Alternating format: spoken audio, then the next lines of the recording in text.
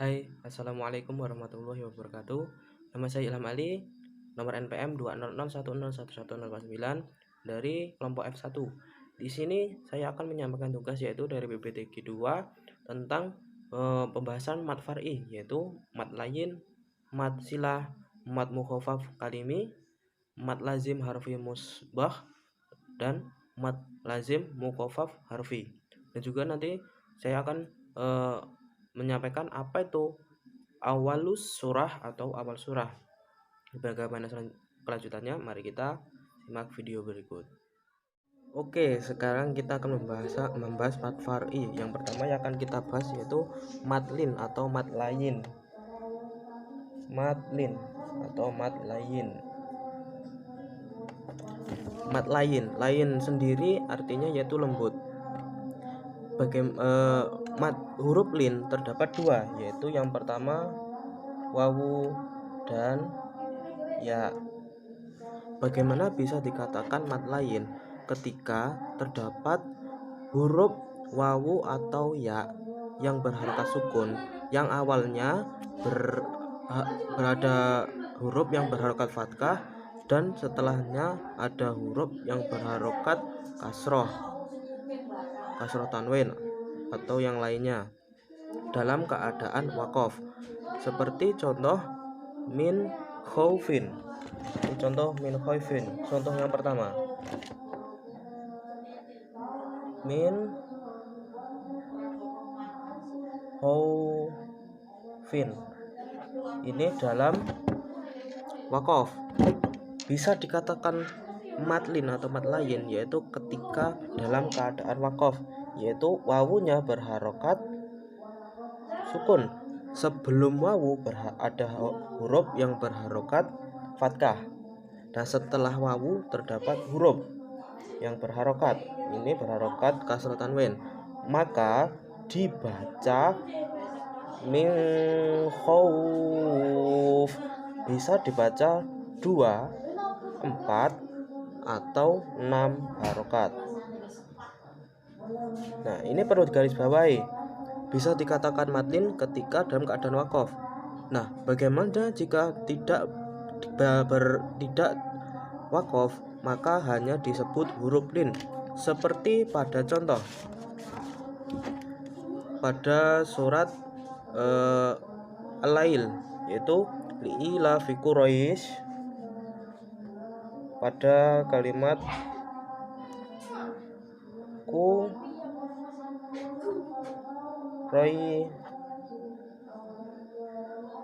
Quraisyin. Ini ayat pertama ya, lalu dilanjutkan kedua. Ila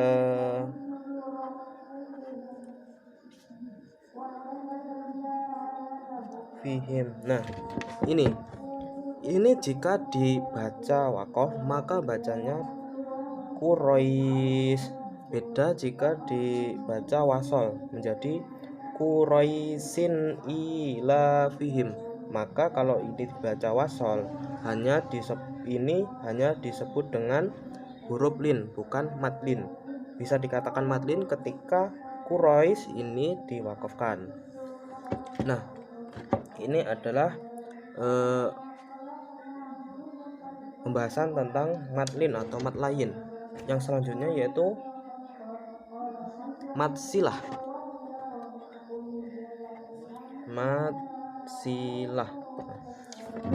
silah di sini terbagi menjadi dua. Yang pertama mat silah qasirah, mat silah qasirah, dan yang kedua mat silah tawilah. Mat silah tawilah. Oke. Nih, yang pertama mat silah qasirah. Mat silah qasirah bisa dikatakan mat silah qasirah ketika terdapat hak domir yang dibaca mat dan tidak menghadapi hamzah. Seperti contoh ini. Contoh dari mat silah qasirah. Innahu laqaulun.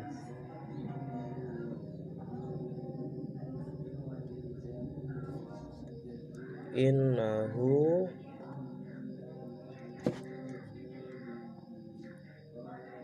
laqaulun.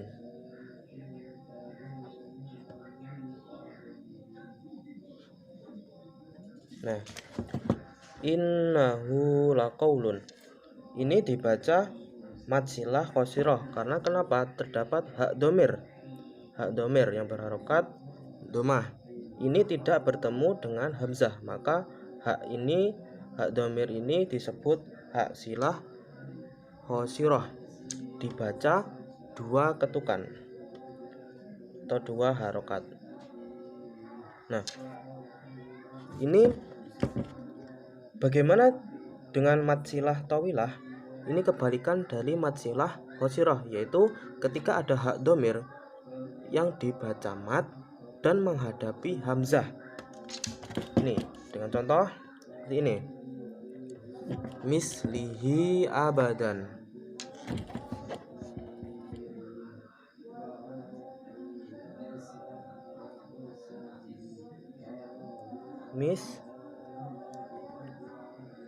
Mislihi abadan.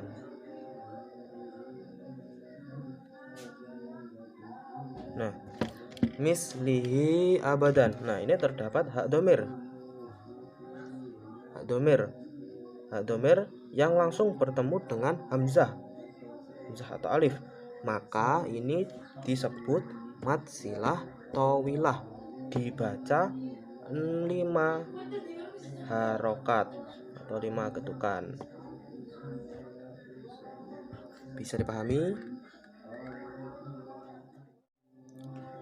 Oke, dan selanjutnya pembahasan yang selanjutnya yaitu mad mukhaffaf kalimi. Mad mukhaffaf kalimi atau biasa disebut dengan mad lazim kalimi mukhaffaf. Nah, mad mukhaffaf kalimi ini salah satu dari mad lazim. Mad mukhaffaf kalimi, mad artinya panjang, lazim artinya wajib atau harus, mukhaffaf artinya diringankan, dan kalimi artinya kalimat. Bagaimana bisa dikatakan mad mukhaffaf kalimi? Ketika ada mad badal bertemu dengan huruf yang bersukun dalam satu kalimat.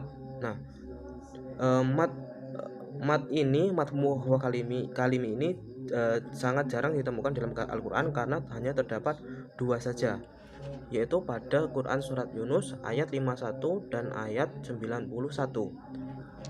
Nah, seperti ini kalimatnya. Contoh ya,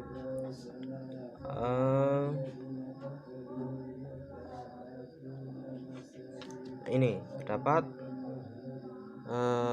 mad badal bertemu dengan huruf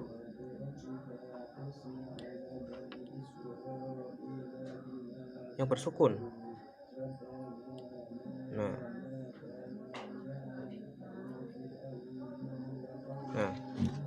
ini adalah contoh dari mad mukhaffaf kalimi atau mad lazim kalimi mukhaffaf.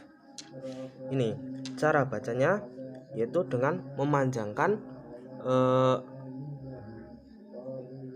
harokat seperti ini. Al-ana gitu bacanya. Jadi alif mad badalnya dipanjangkan 6 harokat. Al-ana. Nah, begitulah pembacaan dari mad mukhaffaf kalimi. Dan di sini juga terdapat satu lagi mad lazim kalimi, yaitu mad lazim kalimi mutsaqal. Yang pertama tadi mad lazim kalimi mukhaffaf. Nah, ini yang kedua mad lazim kalimi mutsaqal, yaitu hampir sama, namun perbedaannya yaitu ketika bertemunya mad asli. Nah, kalau tadi kan mad badal, kalau yang ini mad asli dalam mutsaqal.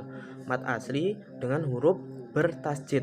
Nah, bertasjid dalam satu kalimat. Nah, terdapat kan bedanya. Yang tadi itu ketika mad badal dengan huruf yang bersukun. Nah, kalau mad lazim kalimi mutsaqal yaitu ketika mad asli bertemu dengan huruf yang bertasydid dalam satu kata, yaitu seperti contoh kayak ini.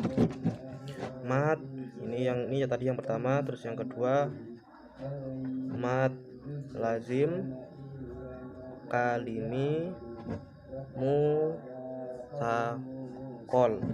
yaitu dengan contoh dalam Quran surat Al-Fatihah ayat terakhir. Contohnya waladhdallin.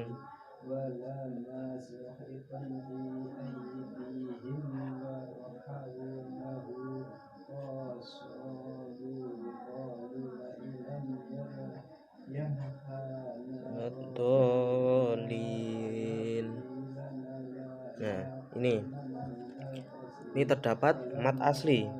Ini yang dinamakan mad lazim kalimi mutsaqal, yaitu ketika terdapat mad asli. Ini mad asli karena fathah bertemu dengan alif, bertemu dengan huruf yang bertasydid.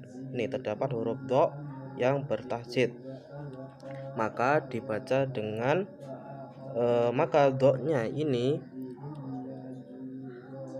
dibaca 6 harokat, yaitu waladhdallin. Nah, ini yang dinamakan mad lazim kalimi mutsaqal. Dan pembahasan selanjutnya yaitu mad lazim harfi musbah.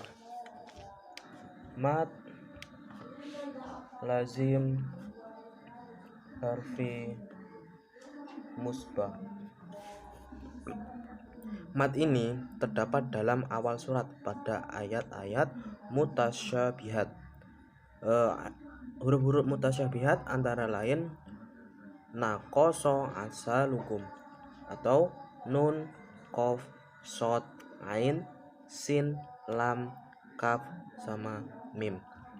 Nah, mad lazim harfi musbah ini terbagi menjadi dua, yaitu mad lazim harfi musbah mutasyaqqal, dan yang kedua mad lazim harfi musbah mukhafaf. Yang pertama mad lazim harfi musbah mutasyaqqal, dan yang kedua mad lazim harfi musbah mukhafaf. Nah, untuk yang pertama mad lazim harfi musbah mutasyaqqal, yaitu artinya mutasyaqqal yaitu diberatkan. Mad ini terjadi kepada mad pada ejaan huruf fawatihus suwar yang 3 ejaan huruf dan terjadi idgham. Jadi terdapat dalam ayat pertama mutasyabihat, yaitu ketika terdapat 3 huruf, huruf ejaan fawatihus suwar yang terdapat idgham. Seperti contoh alif lam mim. Nah, ini adalah contoh, salah satu contoh mad lazim harfi musbah mutasyaqqal, yaitu dengan ayat fawatihus suwar, yaitu membacanya itu tidak seperti membaca kalimat-kalimat lain, yaitu dengan membacanya per huruf. Seperti ini, alif dibaca alif, lam dibaca lam, mim juga dibaca mim, alif lam mim, alif lam mim. Nah, cara bacanya, karena ini termasuk huruf termasuk alamat lazim harfi musbaq mutasyakol, maka membacanya alif dibaca alif, lam ini dibaca panjang 6 harokat. Lalu terdapat tajid, mem tajid, karena mem ini huruf idgham maka didengungkan dengan 2 harokat, dan mimnya dibaca mim dengan dipanjangkan 6 harokat, yaitu dalam bacaan seperti ini: alif lam mim, seperti itu. Lamnya 6 harokat, nya itu 2 harokat, dan mimnya itu 6 harokat. Alif lam mim, bukan alif lam mim, bukan, tapi alif lam mim. Nah, ini adalah bacaan dari salah satu contoh mad lazim harfi musbaq mutasyakol. Nah, yang kedua yaitu mad lazim harfi musbaq mukhafaf. Mad ini terjadi ketika mad pada ejaan fawatihus suwar setelahnya tidak ada idgham. Bedanya, yang musbah mutasyakol itu terdapat idgham, yang musbah mukhafaf ini tidak diidghamkan. Seperti contoh ain sin qaf, ain sin qaf.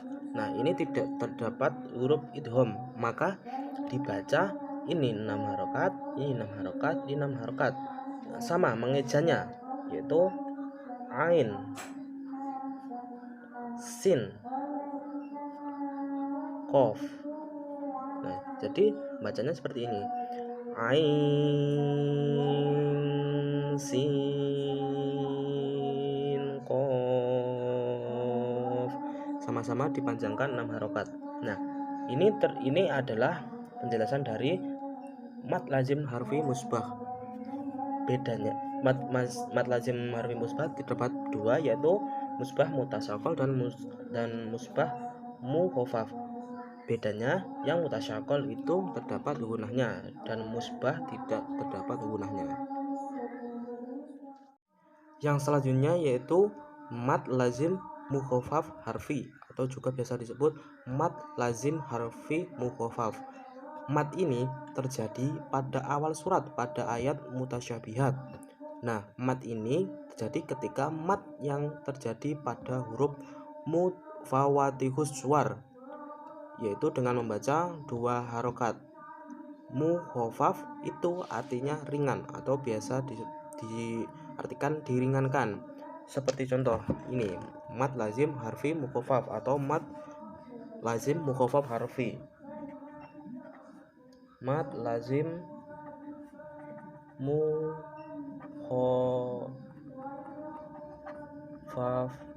harfi itu ayat pertama pada ayat mutasyabihat. Seperti contoh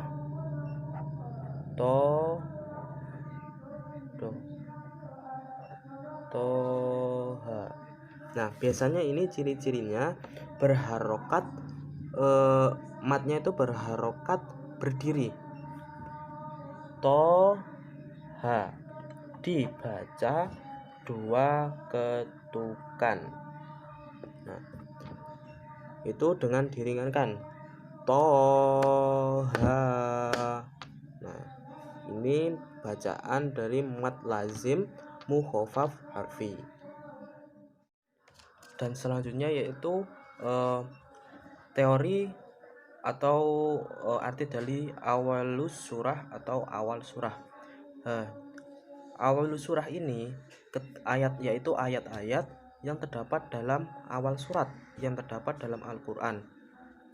Ayat ini biasa disebut dengan ayat fawatih al-suwar, yang tidak ada seorang pun yang bisa mengetahui arti atau makna dari ayat tersebut. makna atau artinya hanya bisa diketahui oleh Allah Subhanahu wa taala yang mengetahui artinya dari ayat-ayat tersebut. Terdapat beberapa ulama yang berpendapat, namun hanya ada satu yang mewakili dari pendapat semuanya itu, yang tidak sedikit bisa mewakili dan diterima oleh umat Islam. Dalam beberapa terjemahan Al-Quran diartikan bahwa huruf-huruf tersebut masuk dalam kategori ayat-ayat mutasyabihat yang memiliki makna hanya Allah yang tahu. Dalam Al-Quran terdapat 30 ayat dari 29 surat yang diawali dengan ayat-ayat ini, antara lain seperti Al-Baqarah, Ali Imran, Al-A'raf, surat Yunus, surat Hud, surat Maryam, surat Ibrahim, surat An-Nahl, dan lain sebagainya. Contoh-contoh bacaan yaitu seperti berikut. Pada surat Al-Baqarah alif lam mim. Nah, ini mengejanya itu dengan ejaan, membacanya itu dengan ejaan, bukan alama, bukan seperti ayat-ayat yang lain, karena ini termasuk ayat hawatius suwar, yaitu dengan mengejanya, yaitu dengan huruf. Alif dibaca alif, lam dibaca lam, mim dibaca mim. Alif lam mim. Begitu dengan penjelasan mad far'inya. Lalu ada lagi qaf, nun, itu sama saja dengan membaca huruf, yaitu mengeja. Qaf dan nun. Lalu ada lagi toha. Nah, ini toha. Dan lalu ain, sin, qaf, dan lagi to, sin, mim. Begitulah penjelasan dari saya. Bila ada kesalahan ataupun kekeliruan, saya mohon maaf yang sebesar-besarnya, dan kepada Allah saya minta ampun. Akhiri kalam, Allahu wafiq ila aqwamit thoriq. Wassalamualaikum warahmatullahi wabarakatuh.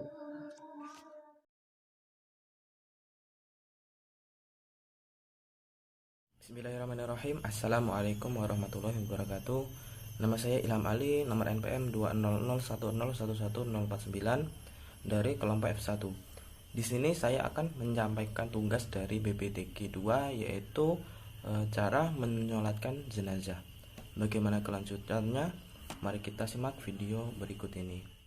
Ketika jenazah itu laki-laki, maka imam sholat berada di bagian kepala jenazah tersebut. Lalu ketika jenazah tersebut adalah perempuan, maka imam sholat berada di bagian perut atau di bagian tubuh si jenazah tersebut. Kali ini saya akan mempraktekkan ketika jenazah tersebut adalah laki-laki. Mari kita mulai. Bismillahirrahmanirrahim. Usalli ala hadal majidi arba'at takbirati fardul kifayati imaman lillahi ta'ala. Allahu akbar. Bismillahirrahmanirrahim. Alhamdulillahi rabbil alamin. Ar-rahmanirrahim. Malik yaumiddin. Iyyaka na'budu wa iyyaka nasta'in. Ihdinas siratal mustaqim. Siratal ladzina an'amta 'alaihim ghairil maghdubi 'alaihim waladdallin. Amin. Allahu akbar.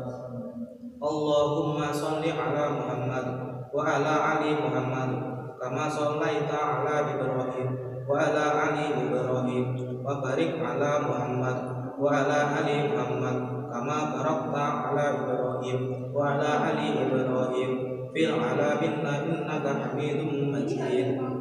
Allahu akbar. Allahumma fir lahu warhamhu wa'afihi wa'fu anhu. Allahu akbar. Allahumma la tahrimna ajrahu wa la taftinna ba'dahu waghfir lana wa lahu. Assalamualaikum warahmatullahi wabarakatuh. Assalamualaikum warahmatullahi wabarakatuh. Nah, begitulah proses menyolatkan jenazah. Begitulah penyampaian dari saya. Bila ada kesalahan atau kekeliruan, saya mohon maaf yang sebesar-besarnya, dan kepada Allah saya minta ampun. Saya akhiri, wallahul muwaffiq ila aqwamit thoriq. Wassalamualaikum warahmatullahi wabarakatuh.